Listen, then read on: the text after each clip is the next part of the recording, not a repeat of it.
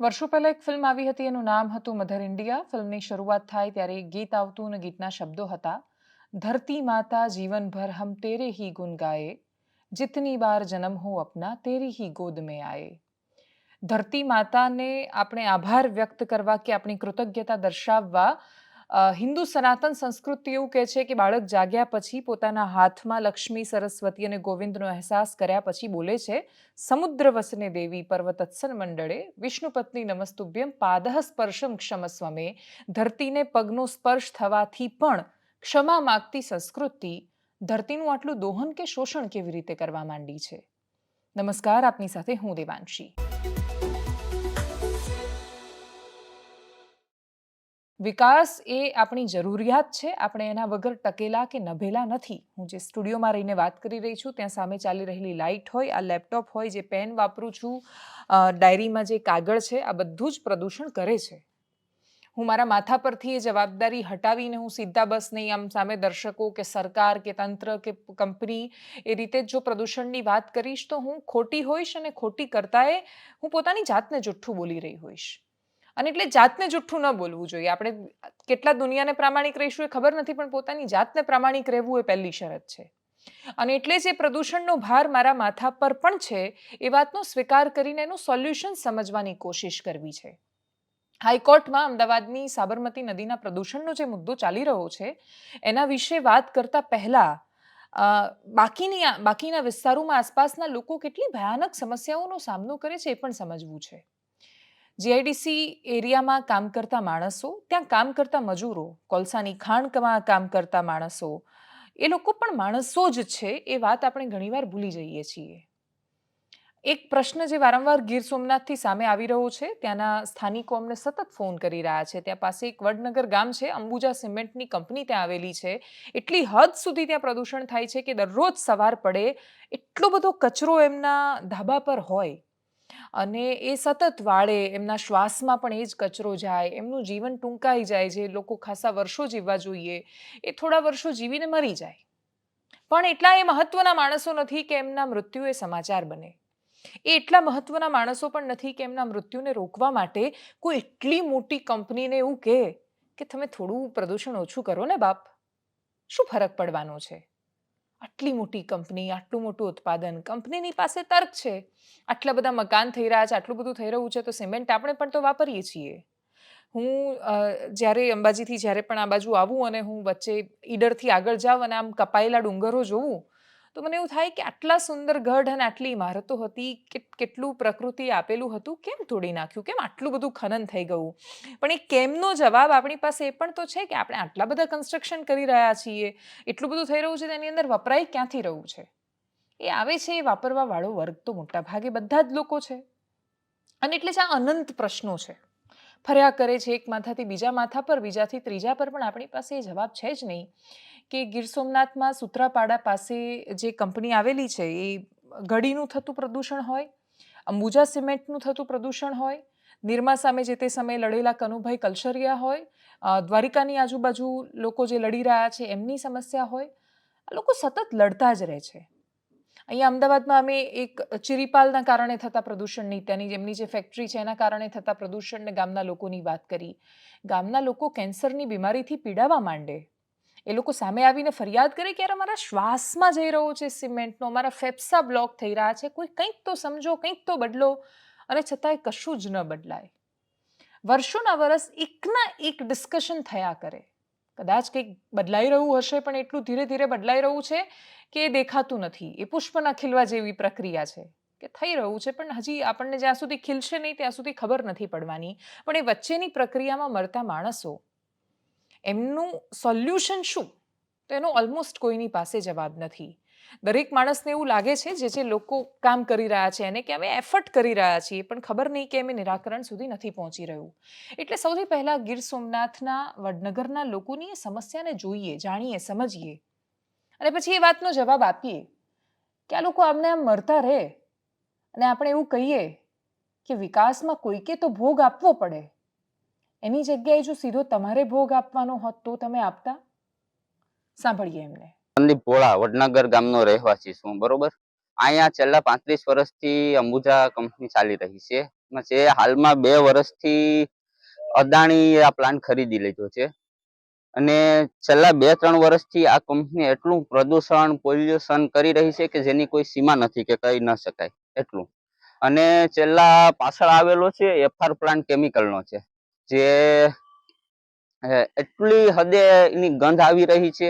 અને તમે ત્યાંથી બાઇક લઈને કે ચાલીને નીકળો તો આંખો ઝેર પ્રદૂષણને લીધે આંખો પર એટલી બળી રહી છે, શ્વાસ લેવામાં લોકોને તકલીફ પડી રહી છે. અને આ વાડી વિસ્તારનો રસ્તો બાજુમાં લઈ નીકળે છે, જ્યાં 200 થી 250 લોકોના ઘર હોય અને વાડી વિસ્તારના લોકો રહેતા હોય છે. છતાં પણ અવારનવાર અંબુજા કંપની ને રજૂઆત કરવા છતાં કોઈ નિર્ણય આવતો નથી. તંત્રને ઘણીવાર રજૂઆત કરી છે, છતાં પણ કોઈ નિર્ણય આનો આવતો નથી. આ અદાણી સિમેન્ટ દ્વારા પોલ્યુશન કરવામાં આવે છે અને આ વડનગરનો ખારાનો વાડીનો પાક કહેવાય. આ બાબતે રજૂઆત કરી છે? આ બાબતે ઘણીવાર રજૂઆત પણ કરી છે, બરોબર, પણ તંત્રના કોઈના પેટમાં પાણી હલતું ન હોય અને બેફામ થઈને કંપનીના અધિકારીઓ તથા સાહેબો કોઈને જવાબ નથી આપી રહ્યા અને મન ફાવે એવું કરે છે, બરોબર. અને દરેક લોકોને નુકસાની, દરેકના જીવને જોખમ છે. અને આ એક ગ્રામ્ય વિસ્તાર છે જેમાં અંદાજિત 15,000 લોકોની વસ્તી છે ગામમાં, અને પશુપાલકોને લઈને 50 થી 75,000 જીવ સુધી વડનગર ગામમાં રહે છે. વારંવાર બેફામ રીતના પ્રદૂષણ છોડવામાં આવે, એ સીધું પ્રદૂષણ અમારા ગામની અંદર જ આવે છે. અમારા ગામમાં 14,000ની વસ્તી છે ગામની અંદર. એમાં એટલું હદ બનવું કે આપણે રોડ ઉપર જતા હોય ને તો આની ક્લિંકરની ભૂકી છે, સિમેન્ટ છે, કોલસી છે, એવી બધી આમ આંખમાં આપણે ગાડી પણ ના હાલે હાકી શકીએ ને એવી રીતના બધું થાય. આ બાબતે અમે કલેક્ટરને રજૂઆત કરી, પ્રદૂષણ બોર્ડમાં રજૂઆત કરી, મુખ્યમંત્રીને રજૂઆત કરી, રાજ્યપાલને રજૂઆત કરી, ક્યાંયથી અમને યોગ્ય જવાબ નથી મળતો. ગામડાની શુદ્ધ હવા બધાને ગમે છે. ગામડામાંથી શહેરમાં પ્રવેશતો માણસ એવું કહે છે કે યાર આ ધૂળિયું અમદાવાદ છે, ધૂળ ઉડી રહી છે, ચારે બાજુ પ્રદૂષણમાં રહે છે, અને છતાં એ પ્રદૂષણનો હિસ્સો બને છે. એનું સૌથી મોટું કારણ એ છે કે સમજ નથી આપણી પાસે. પ્રદૂષણ થોડા વખતથી ચર્ચામાં આવેલો વિષય છે અને એ પણ આમ એક ફેશન સ્ટેટમેન્ટની જેમ ચર્ચા કરવાનો વિષય થયો છે. બોરિંગ વિષય છે, મોટાભાગના લોકોને રસ નથી એ જાણવામાં, સમજવામાં. પણ એ રસથી ઉપર ઉઠીને વાત કરીએ કે એનું સોલ્યુશન લાવવા જઈશું તો શું હવે આપણે એ સ્થિતિમાં છીએ કે આપણે પ્રદૂષણ કરતી કંપનીઓને બાજુ પર મૂકીને આપણે આગળ વધી શકીએ? જવાબ હા કે ના એ મને નથી ખબર, પણ આજે ગુજરાત હાઈકોર્ટમાં જે થયું એ તમારા સુધી પહોંચાડવું છે. એને સમજવાની કોશિશ કરી તો મને એવું લાગ્યું કે નહીં, ચીફ જસ્ટિસ સાચું પણ કહી રહ્યા છે. એ કહી રહ્યા છે કે ચોક્કસ સોલ્યુશન આવવું જોઈએ તો આવવું જોઈએ, આનું કોઈ જ નિરાકરણ નથી. અને એટલે જ ફરી એકવાર સાબરમતી નદી અને એના પ્રદૂષણની એની જ વાતો છે. સાબરમતી નદીમાં ક્યાંથી પાણી જાય છે? એક તો એમાં પાણી જ નથી, મરી ગયેલી નદી છે, મારી નાખી છે. નર્મદાનું પાણી છે, એને ગંદુ કરીએ છીએ. ચોમાસામાં પાણી આવે છે, હકીકત છે. એ આવતું પાણી એ ગંદુ થાય છે. આવે છે તો સુએજની લાઇનનું, એટલે કે આપણા ઘરનું એ આવે છે, કંપનીનું પણ આવે છે. અલગ અલગ બધી એસટીપીસ છે, સીઈટીપી છે, બધા અલગ અલગ એકમો છે. એસટીપી એટલે સુએજ, એટલે કે આપણા ઘરનું પાણી જે આવે. એસટીપી કેમિકલ એફ્લુઅન્ટ વાળું, ટ્રીટમેન્ટ વાળું થઈને આવે, કંપનીઓમાંથી આવે તો એ સીઈટીપી છે. મેગા લાઇનનો એક પ્રોજેક્ટ છે ને કશુંક નારોલમાંથી આવે છે ને અલગ અલગ જગ્યાએથી આવે છે. કોઈ એક તો જવાબદાર છે નહીં સાબરમતી નદીના પ્રદૂષણ માટે. આજે કોર્ટમાં પણ આખરે એ જ વાત થઈ. કોર્ટે સવાલ કર્યો કે આનું સોલ્યુશન શું? તો કોર્ટ જે સોલ્યુશન કહી રહ્યું છે એ છે કે કંપનીમાંથી આવતું જે પાણી છે એ જવું જ ન જોઈએ સાબરમતી નદીમાં. કંપનીનો પ્રશ્ન આવીને ઉભો રહે છે કે તો જવા ક્યાં દઈએ? ડીપસી લાઇનની વાત કરી રહ્યા છો, જસ્ટિસ સુનિતા અગ્રવાલે એ જ વાત કરી કે એ તો સોલ્યુશન છે જ નહીં, કે તમે દરિયાના પેટાળમાં પાણી છોડી રહ્યા છો તો એ ક્યાં નિરાકરણ છે? એટલે ઘડીની પાસે કે બાકીની બધી ઘણી કંપનીઝ એવી છે કે જે ડીપસી લાઇનનો ઉપયોગ કરે છે ને તો એ સોલ્યુશન ક્યાં છે? જે લોકો વાપરે છે એ લોકો એવું કહી રહ્યા છે કે નહીં આ જ છે ને આનાથી બેસ્ટ સોલ્યુશન કશું જ નથી ને આ જ હોવું જોઈએ. પણ છતાંય આપણને બધાને ખબર છે કે પ્રદૂષણનું જે ચક્ર છે એને તમે જ્યારે એક લેવલથી વધારે રોકતા નથી તો એ દરિયામાં જાય કે ગમે ત્યાં જાય, આજે નહીં તો કાલે એ અસર કરવાનું છે ને છે જ. સાબરમતીમાં પહેલી વાર કોઈએ જ્યારે એ ગટરથી પાણી જવા દીધું હશે ત્યારે થોડી કોઈએ કલ્પના કરી હશે કે આપણે એક દિવસ સાબરમતીને મારી નાખીશું. ને એ વાતને બહુ વર્ષોનો ઇતિહાસ, એટલે સદીઓ વીતી ગઈ છે એવું નથી. હજી થોડા વર્ષ પહેલાની વાત છે, 75 વર્ષ પહેલાની વાત છે. ગાંધી બાપુ, રવિશંકર મહારાજ, લોટો ને દાંતણની કહાની, એની એ જ વાતો છે. તો ત્યારે તો સાબરમતી વહેતી નદી હતી. હવે આપણી પાસે રિવરફ્રન્ટ છે, ફરવા જેવી નદી થઈ છે, બસ નદી નથી રહી. નદીનું પાણી નથી બચ્યું. બહુ જ ઓછી નદીઓ છે કે જે જીવાડે છે. એકલી નર્મદાના આધાર પર આપણે ટકેલા છીએ ને જીવેલા છીએ. એટલે કોઈ પણ ખૂણામાં જઈએ, પાણીની સમસ્યા હોય એટલે કે અમને નર્મદાનું પાણી આપો. કેટલા રાજ્યોને જીવાડતી જીવાડતી એક નદી આવી રહી છે. એ કેટલાને જીવાડશે? એ સૌથી મોટો પ્રશ્ન છે. ફરી એકવાર જસ્ટિસ સુનિતા અગ્રવાલે જે સોલ્યુશનની વાત કરી એના વિશે વાત કરીએ. હાઈકોર્ટનું કહેવું છે કે ઇન્ડસ્ટ્રી શું કરે છે તો ભૂગર્ભ જળ કાઢે છે, ચોખ્ખું પાણી, પછી એને વાપરે છે એટલે એ ગંદુ થાય છે. એ ગંદુ થાય છે એટલે એને ટ્રીટમેન્ટ કરે છે એ લોકો, અને એ ટ્રીટમેન્ટ કર્યા પછી મેગાલાઇનમાંથી લાવીને સાબરમતી નદીમાં છોડી રહ્યા છે. અને એ ન છોડાવવું જોઈએ. એ શું કામ ન છોડાવવું જોઈએ? તો એમણે કહ્યું કે તમે એ ગંદુ પાણી છે એને ચોખ્ખું તો કરી નથી શકવાના. ઉપરથી આગળ જ્યાં જઈ રહ્યું છે ત્યાં જમીનને એમાંથી ખેડૂતો પાક લઈ રહ્યા છે, તો એ પાક બહુ બધું છે કે જે બગડી રહ્યું છે. તો એ રોકાવી જોઈએ આખી આ પ્રક્રિયા. એનું સોલ્યુશન શું? તો એમણે કહ્યું કે ઝીરો લિક્વિડ ડિસ્ચાર્જ. તમારો કાં તો ડિસ્ચાર્જ ન હોય એવી ફેક્ટરી બનાવો, અને કાં તો પાણી બહાર નીકળે જ છે તો એને એટલી હદ સુધી ચોખ્ખું અને શુદ્ધ કરો કે ફરી તમે પાછું એને વાપરી શકો. ઇન્ડસ્ટ્રીનો તર્ક એ છે કે અમે જો આટલો બધો ખર્ચો પાણીના શુદ્ધિકરણ કે એના માટે કરીશું તો ઇન્ડસ્ટ્રી કેવી રીતે ટકી રહેશે? એ ટકી રહેવા માટે આપણે જે બધું જે ડાઈઝ કે બાકીનું બધું બની રહ્યું છે, મોટાભાગનું એક્સપોર્ટ થાય છે બહારની બજારોમાં. હવે ભારતમાં પ્રદૂષણ એ સમસ્યા છે ને આપણે ખૂબ ગંભીરતાથી એને વિચારી રહ્યા છીએ. બાંગ્લાદેશમાં એ સમસ્યા જ છે, પણ એના પર કોઈ વિચારી નથી રહ્યું, કેમ કે એ દેશ માટે પ્રદૂષણ તો પ્રાયોરિટી જ નથી. એ દેશ માટે તો ટકી રહેવું એ પ્રાયોરિટી છે. અને ટકી રહેવાની સ્પર્ધાના કારણે ત્યાં નદીઓનું જે થવું હોય એ થાય. આટલી સુંદર નદીઓ છે ત્યાં. ગંગાનો એક ફાંટો ત્યાંથી પણ આવે છે ને. આટલી સુંદર નદીઓ છે, પણ ત્યાં નદીઓની ચિંતા કરી શકે એટલી મેચ્યોરિટી હજી પહોંચી નથી. એટલી સમજ નથી પહોંચી, અને સમજ હોય તો પણ એમની પાસે હવે સમય નથી અત્યારે કે અત્યારે રોકાઈને આપણે વિચારીએ કે આપણું ભવિષ્ય બહુ ખરાબ હશે. ભવિષ્યની ચિંતા માણસ તો જ કરી શકે જો એનું વર્તમાન સારું હોય. એટલે કમ્પેરેટિવલી આપણે બાકીના દેશો કરતાં, આપણા પડોશી દેશો કરતાં આપણું વર્તમાન સારું છે.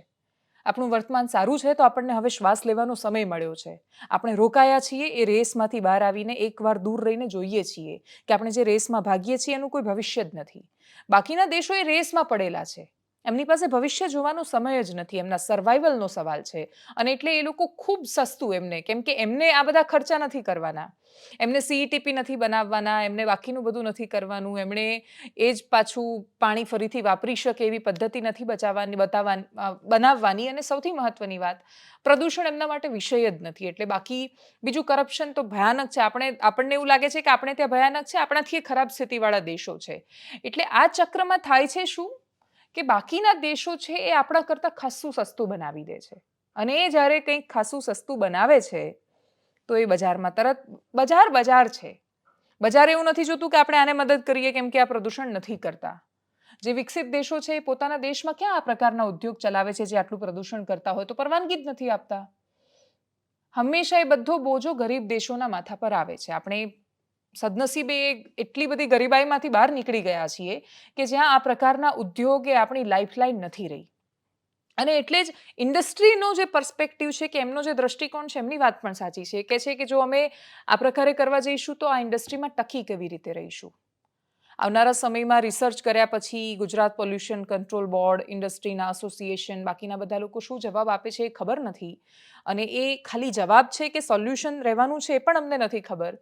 પણ એટલી ખબર છે કે વર્તમાનમાં એટલીસ્ટ આપણે ત્યાં પ્રયત્નો થઈ રહ્યા છે. એટલે આપણે ત્યાં રાજ્યની હાઈકોર્ટ આ વિષય પર વાત કરી રહી છે. જ્યારે ચીફ જસ્ટિસ બોલી રહ્યા હતા ત્યારે એમણે એવું કહ્યું કે આપણે આઈસીયુમાં છીએ, આપણે એટલી ગંભીર પરિસ્થિતિમાં છીએ કે આપણે હવે આ વિષય પર વિચારવું પડશે. અને એટલે જે આખી ચર્ચા જોયા પછી એની ફળશ્રુતિ સ્વરૂપે મને એટલું લાગ્યું કે કદાચ આપણું ભવિષ્ય આશાસ્પદ છે. એ રીતે આશાસ્પદ કે જો દરેક વાતને, એટલે જો દેશની અદાલતો આવા મુદ્દાઓને પ્રાથમિકતા આપીને ખૂબ ગંભીરતાથી કામ કરે અને બાકીના બધા જ લોકો સહયોગમાં આવે, એટલે સરકાર સુનિશ્ચિત કરે કે આપણે જો તમારે ઇન્ડસ્ટ્રીને ટકાવીને રાખવી છે તો, જો તમે ઇન્ડસ્ટ્રીને ટકાવીને રાખવા માંગો છો તો મદદ કર્યા સિવાય કોઈ છૂટકો નથી. જો ઇન્ડસ્ટ્રીનો ખર્ચો ખૂબ વધારે થઈ રહ્યો છે અને બાકીની બધી જીઆઈડીસીઝ ગુજરાત રાજ્યની અંદર, દેશના બાકીના રાજ્યોની સ્થિતિ, દુનિયાની સ્થિતિએ જો એ લોકો ખૂબ મોંઘું પ્રોડક્શન કરે છે, એમની પ્રોડક્શન કોસ્ટ જ ખૂબ વધી જાય છે, તો એ કેવી રીતે સસ્ટેન કરશે વિશ્વના બજારોમાં, એ બહુ મોટો પ્રશ્ન છે. પણ આપણે હવે પ્રાથમિકતા નક્કી કરવાનો સમય આવી ગયો છે. આપણે નક્કી કરવાનું છે કે આપણા માટે સૌથી મહત્વનું શું છે. એ કઈ દિશામાં નક્કી થાય છે એના પર આ બધો જ પ્રદૂષણનો આધાર રહેલો છે. પણ આવા બધા મુદ્દાઓ પર ચર્ચા કરીને આપણે એના નિરાકરણ સુધી પહોંચી શકીએ એના પહેલાં આપણી સામે સૌથી મોટો પ્રશ્ન એ છે કે આપણી અંદર સિવિક સેન્સ એટલે કે નાગરિક તરીકેની સભાનતા ડેવલપ કરવાની બાકી છે. આપણી અંદર એ સમજ ઊભી થવાની બાકી છે કે આપણે પણ પોતે જવાબદાર છીએ આ પરિસ્થિતિ માટે. અને સૌથી મોટી વાત, આપણા શાસકોને જે પેલી ટોપી એકબીજા પર પહેરાવતા આવડી ગઈ છે એમાંથી ક્યારે બહાર આવશે એ ખબર નથી. અને કમનસીબે એવું કરતાં કરતાં આપણે કઈ અવસ્થામાં આવીને ઊભા કે હવે સીધા જ દિલ્હી જઈએ અને દિલ્હીમાં જે 3 વ્યક્તિઓ બેઝમેન્ટમાં પાણી ભરાયું ને ડૂબ્યા એના પછી આપણે કશું જ ન શીખ્યા એટલે રાજસ્થાનમાં ડૂબ્યા. એના પછી આ બધું એક રાજસ્થાનમાં થયું, એક દિલ્હીમાં થયું એટલે આપણે આમ ફરતા ફરતા આપણા સુધી આવે એની રાહમાં છીએ. કેમ કે ગાંધીનગરના અનેક અને માત્ર કોચિંગ ક્લાસીસ એવું નહીં, અનેક સંસ્થાઓ, લાઇબ્રેરી, કોચિંગ, બાકીની બધી ઓફિસીસ, કંપની ઘણું બધું છે કે જે બેઝમેન્ટમાં ભોયરામાં આજે પણ ચાલી રહ્યું છે. ભોંયરું પાર્કિંગ માટે જ છે એ વાતની આપણને સમજ નથી. અને છતાંય આ ચાલુ છે ને આ ચાલુ એટલે છે કેમ કે આપણને એવું લાગે છે શું ફરક પડે છે, અહીંયા થોડું થયું છે, કંઈ થશે ત્યારે જોઈ લઈશું. શું જોઈ લેવાય છે? આઈએએસની સ્ટડી કરાવતા જે ટ્યુશનના સંચાલકો છે, કોચિંગના માલિકો, એ કેટલા સંવેદનશીલ હોવા જોઈએ. જે ઇન્સ્ટિટ્યૂટના બેઝમેન્ટમાં પાણી ભરાયું અને પછી એ લોકોના મૃત્યુ થયા છોકરાઓના, એ લોકો માટે જે મદદની જાહેરાત કરવામાં આવી એ કેટલા રૂપિયાની જાહેરાત કરી? 50 લાખ રૂપિયા. એમણે કહ્યું કે અમે પરિવારને 50 લાખ રૂપિયાની મદદ કરીશું. ઓકે, ઠીક છે, આંકડામાં નથી પડતા. પણ એના પછી વકીલ બહાર આવીને વાત કરી રહ્યા છે અને એ કહી રહ્યા છે કે 50 લાખની મદદ કરીશું પણ કઈ રીતે? તો કે 25 લાખ આપી દઈશું, પણ 25 લાખ છે એ અભિષેક, એમના જે સીઈઓ છે રાઉઝ આઈએએસ ક્લાસીસના, એના બહાર આવ્યા પછી આપીશું. એ જાણે એક શરત મૂકી રહ્યા છે કે એને બહાર આવવા દો, એને જામીન મળશે તો અમારા પૈસા આવશે ને તો અમે છોડીશું, તો અમે 25 લાખ રૂપિયાની મદદ કરીશું. આવું બોલતા પહેલા આ લોકોને કોઈ શરમ નથી આવતી. એ લોકો એટલા પ્રેક્ટિકલ થઈ ગયા છે કે એમને કોઈ ફરક નથી પડતો શું થઈ રહ્યું છે. દરેક વખતે કોઈને કોઈ દુર્ઘટના આપણને જગાડે છે, કમનસીબે આપણે જાગતા નથી. આટલું ઓછું હોય, પ્રદૂષણ જેવી વાતોને આપણે હજી ગંભીરતાથી ન લેતા હોય એમ તસવીરો સામે આવી કેરળના વાયનાડમાંથી. કેરળના વાયનાડમાં આટલા મૃત્યુ હતા, એના પછી ઉત્તરાખંડ કે હિમાચલ, ત્યાં તો દરેક વખતે દુર્ઘટનાઓ લખાયેલી જ હોય છે. જે લોકો કેદારનાથમાં ખૂબ શ્રદ્ધા સાથે જાય છે, દર્શન કરવા માટે જાય છે, દિવ્યતા મેળવવા માટે જાય છે, લોકો પાછા નથી આવી રહ્યા. અત્યાર સુધીમાં 45 કરતાં વધારે મૃત્યુ અધિકારિક રીતે આ આંકડો સામે આવ્યો છે. અને હિમાચલ, ઉત્તરાખંડ અને અનેક અલગ અલગ જગ્યાએ વાદળ ફાટ્યું, ખૂબ વરસાદ આવ્યો. ત્યાંથી જે દ્રશ્યો સામે આવ્યા છે એ ખૂબ ડરાવના છે. એ ડરાવના દ્રશ્યો સૌથી પહેલાં જોઈ લઈએ જેથી આપણને સ્થિતિની ગંભીરતા સમજાય કે આપણે કઈ અવસ્થા પર આવીને ઊભા છીએ.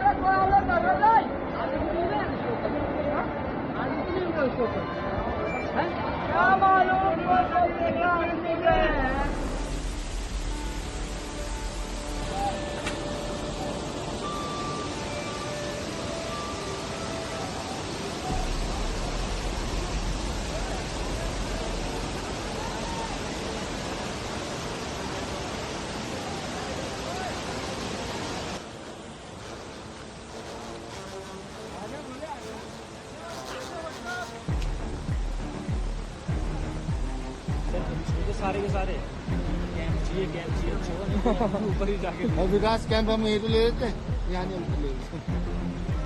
ना विकास अगर आगे नहीं गया होता ना भाई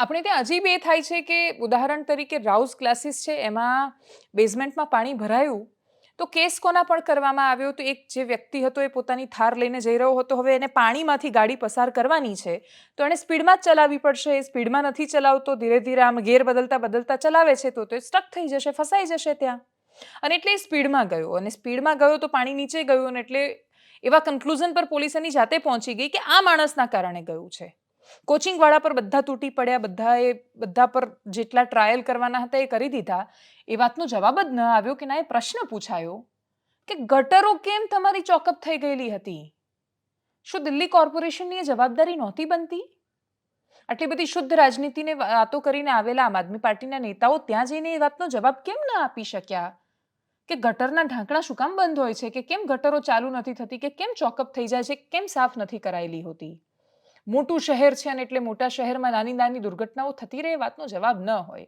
દુનિયામાં આનાથી એ મોટા શહેરો છે અને જ્યાં ધારે છે લોકો ત્યાં મેનેજમેન્ટ કરી શકે છે અને એટલે તમે નથી કરી શકતા એ તમારી નિષ્ફળતા છે અને તમારી નબળાઈ છે એ વાતને સ્વીકારીને સુધારવા તરફ આગળ વધો જો સુધારી નથી શકતા તો એ વાતનો સ્વીકાર કરો કે સત્તાને અમે લાયક નથી જે વાતો અમે કહીને આવ્યા છીએ પણ કમનસીબે એ વાત કોઈ સ્વીકારવા તૈયાર જ નથી થતું જૂનાગઢ ગુજરાતમાં ઉદાહરણ તરીકે એ જ સંવેદનશીલ પરિસ્થિતિની આજુબાજુ ઊભેલું શહેર છે ત્યાં ખૂબ પાણી આવે અને નીચે આમ ગાડીઓ તરવા માંડે ત્યારે જ અચાનક લોકોને અહેસાસ થાય કે હા યાર જૂની ઇમારતો છે ગમે ત્યારે તૂટી પડે એવી છે રસ્તા એના એવા છે એના કારણે સમસ્યાઓ થાય એવી છે ને એ સિવાય અઢળક વાતો થઈ શકે એમ છે પણ આપણે પ્રતીક્ષામાં હોઈએ છીએ કે કશું ખોટું થાય ત્યારે વાત કરીશું અનેક એવા રસ્તા છે કે જ્યાં ગટર બંધ હોય છે કેમ ગટર બંધ હોય છે એનો જવાબ નથી હોતો આટલી હદ સુધી આટલું બધું ટુરિઝમ ત્યાં વધતું હોય યાત્રિકોનો આટલો બધો ધસારો હોય અને છતાંય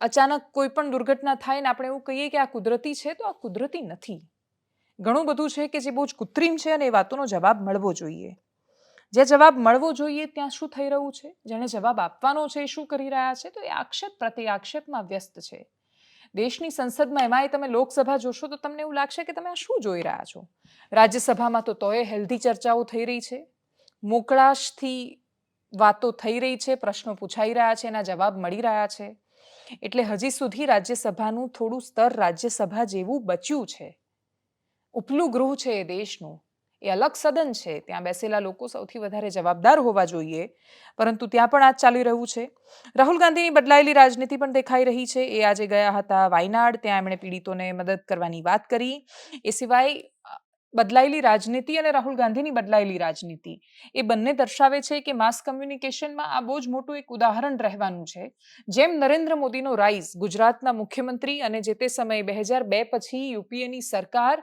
સોનિયા ગાંધી સહિતના નેતાઓ અને બાકીના દેશનું મીડિયા એટલા બધા ટ્રાયલ ચલાવવામાં આવ્યા અને વ્યક્તિ ઇતિહાસનો સૌથી મોટો ક્રૂર શાસક હોય એ રીતે નરેન્દ્ર મોદીને ચિતરવાની કોશિશ થઈ અને એવું કહેવાયું કે આ વ્યક્તિનો ડાઉનફોલ આવ્યો છે અને આ વ્યક્તિનું પોલિટિક્સ ખતમ થઈ જશે પરંતુ માસ કમ્યુનિકેશનનો એ સૌથી મોટો એક પ્રયોગ રહ્યો એક ઉદાહરણ સેટ થયું અને આજે પણ એના પર ખાસા બધા લોકો રિસર્ચ કરી રહ્યા છે સતત કે કેવી રીતે એ રાજનીતિનો રાઈઝ થયો ઉદય થયો અને 2012ની વિધાનસભાની ચૂંટણી ગુજરાતમાં આમ ઢચુપચું કહેવાતી અર્જુન મોઢવાડિયા એ વખતે ગુજરાત કોંગ્રેસના અધ્યક્ષ હતા અને એ વખતે જો ખાસા બધા નેતાઓને સાચવવામાં આવ્યા હોત કેમ કે નરહરી અમીન હોય જે તે સમયે પૂનમ માડમ કે ઘણા બધા લોકો એ ચૂંટણી વખતે બધા જ નેતાઓ કોંગ્રેસ છોડીને ગયા અને એ કોંગ્રેસને બહુ જ મોટો ફટકો પડ્યો 2012ની ચૂંટણી 17 જેવી જ હતી કે જ્યાં કોંગ્રેસના મોઢા આગળ આવેલી સત્તા જતી રહી હવે અર્જુનભાઈ મોઢવાડિયા હવે ભારતીય જનતા પાર્ટીમાં ગયા છે એટલે ઘણા બધા લોકો એને શંકાથી જોઈ રહ્યા છે પણ જે તે સમયે 2012માં કોંગ્રેસે પ્રયાસો ખૂબ કર્યા હતા અને એટલે એ ચૂંટણીથી જે સફર કોંગ્રેસ ન રોકી શકી નરેન્દ્ર મોદીની એ દેશમાં ગઈ અને 14 ને 19 ને પછી 24 આપણે જોઈ રહ્યા છીએ 24માં ફરી એકવાર ડાઉનફોલ છે કેમ કે અપેક્ષા 400 પારની હતી અને અત્યારે ધક્કા ગાડીએ સરકાર ચાલી રહી છે રાહુલ ગાંધી માટે એવું કહેવાયું અને રાહુલ ગાંધી એ માસ કમ્યુનિકેશન કે જર્નલિઝમના સ્ટુડન્ટ માટે એટલા માટે બહુ જ મોટું કેસ સ્ટડી બની રહ્યા છે કેમ કે એવું કહેવાતું કે આ વ્યક્તિ કોંગ્રેસને ખતમ કરી દેશે અને આ વ્યક્તિ એવો છે કે જેના રાજમાં કોંગ્રેસ ક્યારેય ઊભી નહીં થાય એ રાહુલ ગાંધીને બદલાતા એમના બદલાયેલા વર્તનને દરેક લોકો ખૂબ જે લોકો તટસ્થ ભાવે ઓબ્ઝર્વ કરી શકે છે એ લોકો એ ઓબ્ઝર્વ કરી રહ્યા છે અને એટલે જ આ બધું જોતા એટલે જે મોચીની પાસે ગયા હતા રાહુલ ગાંધી એ મોચીને ફોન આવવા માંડ્યા અને સરપ્રાઇઝિંગલી આશ્ચર્યજનક રીતે main stream media TV channels પણ એ વાતનું કવરેજ કરી રહ્યા છે કે રાહુલ ગાંધી જે મોચીને ત્યાં ગયા હતા એમને ત્યાં એમણે ચપ્પલ સીવ્યું હતું ને એ ચપ્પલ સીવેલું 10 લાખમાં લોકો માંગી રહ્યા છે. આ જ પ્રકારની સ્ટોરીઝ એની પહેલા પ્રધાનમંત્રી નરેન્દ્ર મોદી જ્યારે પીએમ નહોતા બન્યા એ વખતે કરવામાં આવતી હતી. એ વખતે બહુ જ શરૂઆતમાં 14ની ચૂંટણીમાં એટલો બધો સપોર્ટ નહોતો મળ્યો, પરંતુ છતાંય એ ચૂંટણી બહુ જ અલગ હતી કેમ કે સોશિયલ મીડિયા પર લડાઈ હતી. પણ જે પોષતું એ જ મારતું, આ ક્રમ દિશે કુદરતી. હવે એ જ સોશિયલ મીડિયા ભારતીય જનતા પાર્ટીને નથી ગમી રહ્યું. એનું કારણ કે એમને એવું લાગે છે કે ભાઈ અહીંયા તો કંઈ પણ બોલે છે, લોકોને બેફામ બોલે છે. એનું કારણ એ છે કે જેણે બોલવાનું છે એ નથી બોલતા. જે ટીવી મીડિયાએ બોલવાનું છે નથી બોલતા, એટલે સોશિયલ મીડિયા પર જે પેલી દબાયેલી સ્પ્રિંગ આમ જોરથી છૂટે એ રીતે સોશિયલ મીડિયા છૂટ્યું છે. પણ ખેર એ બધાની વચ્ચે રાહુલ ગાંધીની વાયનાડની આજની મુલાકાત ખૂબ ચર્ચાસ્પદ રહી છે. પોતાના પૈસે ઘર બાંધી આપવાનું ને બાકીની બધી જાહેરાતો થઈ છે. ત્યાં શું દ્રશ્યો સામે આવ્યા જોઈએ. It's a terrible tragedy for Wayanad, for Kerala and for the nation. We've come here to see the situation. It's quite a painful experience to see how many people have lost family members, lost houses.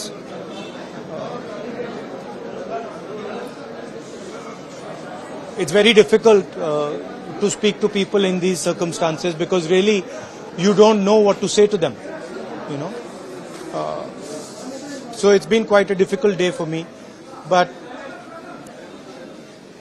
we are going to try and help make sure that the survivors get what is their due. A lot of them want to be relocated, so I hope the government takes that into account. There is still a lot of work to be done here, but it's a huge tragedy. I'd like to thank all the people who are working here, the doctors, the nurses, the administration, volunteers. I'm very proud of everyone who's working here, but it's very, very sad to see. ગુજરાતમાં પણ કોંગ્રેસ એ જ રસ્તા પર આગળ વધી રહી છે. 9મી ઓગસ્ટથી ન્યાય યાત્રા ગુજરાતમાં ગુજરાત ન્યાય યાત્રા શરૂ થવાની છે. રાષ્ટ્રીય સેવાદળના અધ્યક્ષ લાલજીભાઈ દેસાઈ, ધારાસભ્ય જિગ્નેશ મેવાણી, પાલભાઈ આંબલિયા સહિતના નેતાઓ કેટલાય સમયથી રાજકોટની આજુબાજુના ક્ષેત્રમાં પોતાની એક લડાઈ ચલાવી રહ્યા છે અને એવી લડાઈ કે જે માત્ર રાજનીતિક નથી, જે લોકોના મુદ્દાની છે. મોરબી રાજકોટને એમ ફરતા ફરતા છેલ્લે ગાંધીનગર, કેમ કે વિધાનસભાનું સત્ર શરૂ થાય એ પહેલા અહીંયા પૂરી થવાની છે આ યાત્રા. અને એટલે જ આ યાત્રા ગાંધીનગર સુધી સમાપન દરમિયાન સરકાર પર એક રાજનીતિક દબાણ ઊભી કરવામાં કેટલી સફળ થાય છે એના એ બહુ મોટો પ્રશ્ન છે. પરંતુ થઈ રહેલા પ્રયાસોને તમે નકારી શકો એમ નથી. અને આ થઈ રહેલા પ્રયાસો એ આ રાજ્યની સામાન્ય જનતા માટેના છે. વિપક્ષનો ઉઠેલો અવાજ રાજ્યના સામાન્ય માણસોના મુદ્દા માટેનો છે અને એટલા માટે એ અવાજ મહત્વનો છે. सांभलिए पत्रकार परिषद ने. हम लोग सुरेंद्रनगर जाएंगे और सुरेंद्रनगर डिस्ट्रिक्ट में भारत की आज़ादी के दिन 15 अगस्त के दिन हमारा महाध्वजवंदन का कार्यक्रम होगा और वहां से गांधीनगर यात्रा पहुंचेगी. ये गांधीनगर पहुंचने से पहले साबरमती गांधी आश्रम में वहां पर पूरे अहमदाबाद की साथियों के साथ जिसी को लेकर हम लोग अन्याय और अत्याचार के खिलाफ वहां पर सभा करेंगे. और गांधीनगर में जब विधानसभा का सत्र चल रहा होगा 21, 22 और 23, उसी दौरान हम अहमदाबाद और गांधीनगर में ये यात्रा लेकर जाएंगे जो गुजरात न्याय यात्रा के नाम से जानी जाएगी. ये यात्रा का पहला पार्ट है. उसके बाद गुजरात के अलग अलग जगह से जो अन्याय और अत्याचार है, जैसे वडोदरा से सूरत की भी एक यात्रा होगी, उसी प्रकार से आदिवासी क्षेत्र में उसी तरीके से मछुआरे के साथ हो रहे अन्याय और अत्याचार, तो दरिया किनारा की यात्रा, कहीं किसानों की यात्रा. तो गुजरात में हर जगह पे इस प्रकार की एक के बाद एक यात्रा की शुरुआत होने जा रही है. और पहली यात्रा 9 अगस्त से मोरबी से होने वाली है, जिस यात्रा में देश के और प्रदेश के हमारे दिग्गज नेता, प्रदेश के प्रमुख और हमारे प्रभारी, हमारे विपक्ष के नेतागण और राष्ट्रीय स्तर के हमारे नेता सब लोग इस यात्रा में जगह जगह पर हिस्सा लेंगे। कई पार्लियामेंट के सदस्य भी इस यात्रा में हिस्सा लेंगे। રાજકોટનું મીડિયા અને રાજકોટની આમ જનતા બોલતા હતા એ જ પ્રમાણેની ભાજપના નેતાઓને આ તપાસની અંદર ક્લીન ચીટ આપવામાં આવી છે। આ ક્લીન ચીટની વિરુદ્ધમાં તમામે તમામ કસૂરવારોને જેલના સળિયા ગણવા પડે એ માટે એ તક્ષશિલાના પીડિતો હોય, મોરબીના હોય, હરણીકાંડના હોય કે રાજકોટ અગ્નિકાંડના પીડિતો હોય, આ તમામ પીડિતોને એક સાથે લઈને ગુજરાત પ્રદેશ કોંગ્રેસ સમિતિના નેતૃત્વમાં અમે તમામ લોકો 9 ઓગસ્ટથી મોરબીથી નીકળીને ગાંધીનગર સુધીની એક પદયાત્રા કરવાના છીએ અને આ પદયાત્રા એ વિધાનસભાનું સત્ર ચાલુ હોય ત્યારે ગાંધીનગર પહોંચશે। વિધાનસભાની અંદર અમે કોંગ્રેસ પક્ષના બધા ધારાસભ્યો આ મુદ્દો ઉજાગર કરીશું અને રોડ ઉપર આ યાત્રા પહોંચે ત્યારે ગુજરાતની સામાન્ય જનતા, પીડિત પરિવારો અને સમગ્ર કોંગ્રેસનું નેતૃત્વ એ સરકારને સવાલ પૂછતું હશે કે શા માટે 27 નિર્દોષો હોમાયા છતાં હજુ તમે કુલડીમાં કેમ ગોળ ભાગી રહ્યા છો। મેં પહેલાં પણ કહેલું, અમે આખી ટીમ સતત કહી રહી છે કે જ્યાં સુધી નોન કરપ્ટ અધિકારીઓને તપાસ સોંપવામાં નહીં આવે ત્યાં સુધી સાચી ન્યાયિક તપાસ થવાની નથી અને એ જ બન્યું જેની રાજકોટમાં, સૌરાષ્ટ્રમાં અને ગુજરાતમાં ચર્ચા હતી કે રાજ્યમાં અનેક સમસ્યાઓ છે તો રાજ્યમાં સારું પણ થઈ રહ્યું છે અને સૌથી સારું જો કશુંક થતું દેખાઈ રહ્યું હોય તો એ એન્ટી કરપ્શન બ્યુરોની કાર્યવાહીઓ છે। એસીબીને બાતમી મળે અને એસીબી જઈને આસિસ્ટન્ટ ટાઉન પ્લાનિંગ ઓફિસર અમદાવાદના પકડી પાડે એને અને પછી હર્ષદ ભોજક, આશિષ પટેલને આજે કોર્ટમાં રજૂ કરવામાં આવ્યા, પણ એ જે 75 લાખ રૂપિયા કેશ ઝડપાયા, આમ તો એક ટીપીઓ ટાઈપના કોર્પોરેશનમાં કામ કરતા માણસ માટે 75 લાખ રૂપિયા બહુ જ નાની અમાઉન્ટ છે। એટલે આ બસ આમ હમણાં લાંચ આવીને હજી ઘરમાં જ પૈસા પડ્યા હતા અને એક્ઝેક્ટ ટાઈમે એસીબી પહોંચી ગઈને રંગે હાથ ઝડપી પાડ્યા એ પ્રકારનો કેસ છે। પણ સામાન્ય માણસો, મારા તમારા જેવા, આઈ હોપ તમારા જેવા પણ, કે લોકો માટે 75 લાખ રૂપિયાની કેશ આ રીતે એક કેસમાં આ રીતે જોવી એ બહુ જ મોટો આઘાતજનક હતું। એટલા માટે કે બધાને ખબર છે કે ચોરી કરે છે, પણ એક સાથે જ્યારે એ કેશ જુએ છે ત્યારે એનું એક માનસિક અસર પણ થાય છે। આપણને પ્રશ્ન થાય કે આ જે લાંચ આપવામાં આવે છે એ કોઈ પણ કન્સ્ટ્રક્શન માટે કોઈ કોન્ટ્રાક્ટર આપે, ક્યારેક ને ક્યારેક કોઈને કોઈ રીતે જ્યારે આ કરવામાં આવે ત્યારે એની બહુ બધી અસરો થતી હોય છે। આ રાજ્યના માનસ પર પણ ઘણી બધી અસર થાય છે। રાજ્યના સામાન્ય માણસોના કરમાંથી ચોરેલા એ પૈસા છે, એમની સુરક્ષાની સાથે ચેડા કરતા એ પૈસા છે। આ પ્રકારનો મુદ્દામાલ જ્યારે ઝડપાય ત્યારે એસીબીને પહેલાં તો ખૂબ અભિનંદન। એન્ટી કરપ્શન બ્યુરો રાજ્યમાં ખૂબ સરસ કામ કરી રહ્યું છે। સવાલો છે, હજુ ઘણું સારું થઈ શકે એમ છે, પણ છતાંય ઘણી બધી વ્યાપેલી નિરાશાની વચ્ચે આપણને એ આશા દેખાય છે કે પ્રતિબદ્ધતા અથવા એ ઈરાદો ચોખ્ખો છે કે નહીં, કરવું છે કંઈક, કેટલા અંશે થઈ શકે છે એના પર ઘણા બધા સવાલો થઈ શકે। જે હાલ હર્ષદ ભોજકનો કેસ સામે આવ્યો અને જે કેશ દેખાઈ આ કેસમાં, જોઈ લો એ।